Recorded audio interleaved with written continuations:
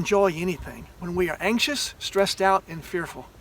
The world's definition of peace is the absence of conflict, but the peace of God is most often felt in the worst of circumstances. When Paul was a prisoner in Rome, he wrote of being joyful and rejoicing 16 times in the 4 short chapters of his letter to the Philippians. How could he do that?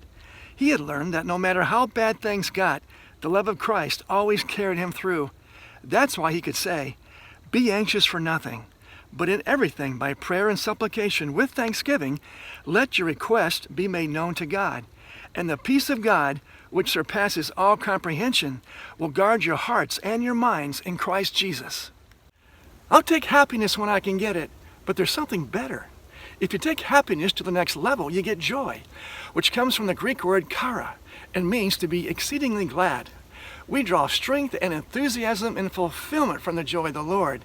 He pulls us out of depression and refreshes our weary souls. For me, it's not so much of an exuberant high as it is a satisfying feeling of well-being and contentment.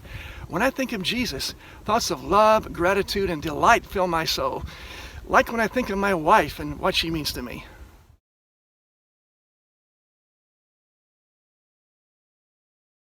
Brother Lawrence was a lay monk in 17th century Paris.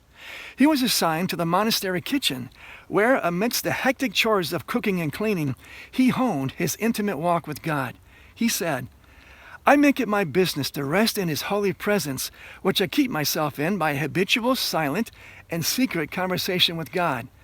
This often causes in me joys and raptures inwardly and sometimes outwardly so great that I am forced to use means to moderate them and prevent their appearance to others. To choose an expression, I would call this state the bosom of God for the inexpressible sweetness which I taste and experience there."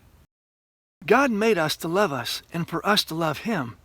And when we turned our back on Him, He still loved us by sacrificing His Son for us. No matter what you've done, you are not outside the love and grace of God if you accept that sacrifice and His forgiveness.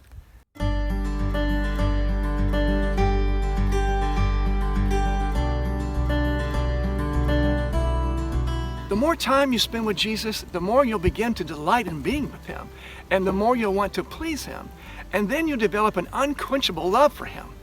You may even find yourself break down one day as you weep for joy, overcome by the goodness of God towards you.